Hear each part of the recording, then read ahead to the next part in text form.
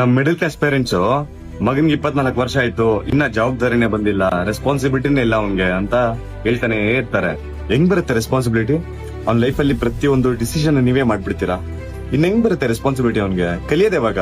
ಅವ್ನೇನಾದ್ರೂ ಹೇಳಕ್ ಬಂದ್ರು ನಿಂಗೆ ಗೊತ್ತಿಲ್ಲ ಸುಮ್ನೆ ಇರೋ, ನಿನ್ ಕೈಲಿ ಆಗಲ್ಲ ಸುಮ್ನೆ ಇರೋ, ಇದೇ ತರ ಹೇಳ್ಕೊಂಡ್ ಬಂದ್ಬಿಡ್ತೀರಾ. ಇನ್ನೆಲ್ ಬರುತ್ತೆ ರೆಸ್ಪಾನ್ಸಿಬಿಲಿಟಿ? ಪೇರೆಂಟ್ಸ್ ಆಗಿ ನೀವೇ ಹಿಂಗ್ ಹೇಳಿದ್ರೆ ನಾಳೆ ದಿನ ಸೊಸೈಟಿ ಏನ್ ಹೇಳುತ್ತೆ? ಅವ್ನ್ಗೆ ಕಾನ್ಫಿಡೆನ್ಸೇ ಹೊಟ್ಟೋಗ್ಬಿಡುತ್ತೆ.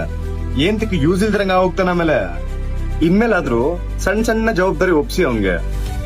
ಅಕೌಂಟ್ ದುಡ್ಡು ಹಾಕಿ ಈ ತಿಂಗಳು ರೆಂಟ್ ಕಟ್ಬಿಡಪ್ಪ, ಕರೆಂಟ್ ಬಿಲ್ ಕಟ್ಬಿಡಪ್ಪ, ಈ ತರ ಸಣ್ಣ ಸಣ್ಣದು. ನೆಕ್ಸ್ಟ್ ಟೈಮ್ ಯಾರಾದ್ರೂ ಬಂದು ಏನಾದ್ರು ಹೇಳ್ದಾಗ ನೀವ್ ಈ ತರ ಹೇಳಿ, ನನ್ ಮಗನ್ಗೆ ಒಂದ್ಸಲಿ ಕೇಳ್ತೀನಿ, ನನ್ ಮಗನ್ ಒಂದ್ಸಲಿ ತಿಳಿಸ್ತೀನಿ.